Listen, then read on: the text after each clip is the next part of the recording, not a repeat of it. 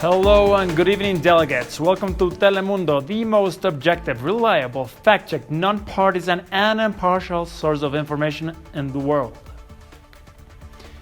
We hope you're safe from wherever you're watching this broadcast, and I'm your host, Mario Hilario. Welcome to the Telemundo News.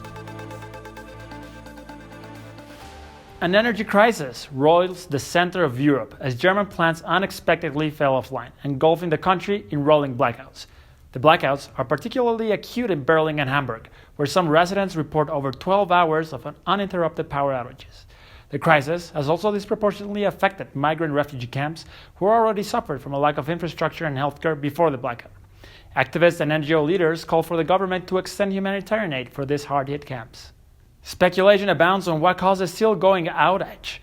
Germans have shared social media pictures of a frozen windmill as proof that renewable energy is not reliable in a crisis. The Merkel government released a statement saying, "Our number one priority is getting power up and running throughout the country." Our political analysts say this energy crisis could not come at a worse time for Angela Merkel, who faces reinvigorated opposition and the lowest approval ratings of her 23-year chancellorship. This is an ongoing story, and we will update as we learn more about the energy crisis. We continue our coverage of the water poisoning crisis in border towns along the Brahmaputra River in western India. The humanitarian crisis continues unabated with skyrocketing cases of hospital admissions and violence breaking out as locals hoard precious supplies of bottled water. Local interviews show growing dissatisfaction with inaction from the federal government.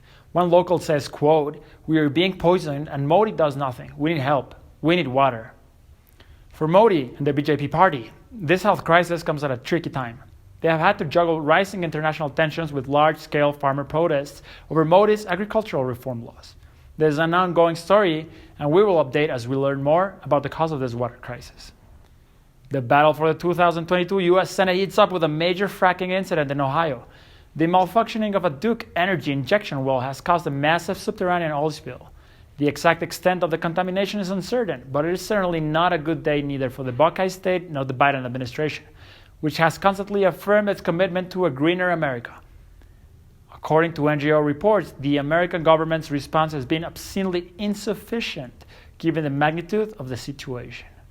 Brazilian President Bolsonaro is facing political crossfire from indigenous and environmental groups over his refusal to stop development in indigenous-owned lands and his response to growing bushfires in the Amazon rainforest region.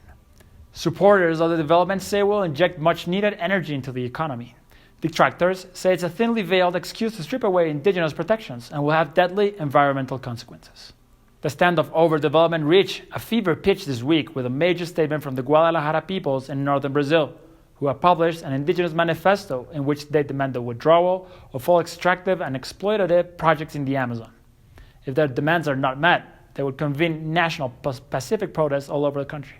It is uncertain if the group has enough mobilization power for such a feat, but Bolsonaro and his cabinet will be under pressure to act. Brazil is not the only country that is facing political pushback from its indigenous population. In Australia, Aboriginal leaders have called for the Morrison administration to declare a state of emergency over the heat waves that have roiled the countryside. These heat waves have driven temperatures up to record levels, disrupted agricultural output in the region, and sparked sporadic wildfires that have pushed thousands of Australians from their home or left them in dangerous conditions. The administration has released some funds to help those displaced from their homes, but critics say it's woefully inadequate for the scale of the crisis. They also accuse the administration of turning a blind eye to the specific needs of Aboriginal regions that already suffer from a lack of good medical care. That is all we have for this broadcast. I'm your host, Mario Hilario. Thank you, and good evening.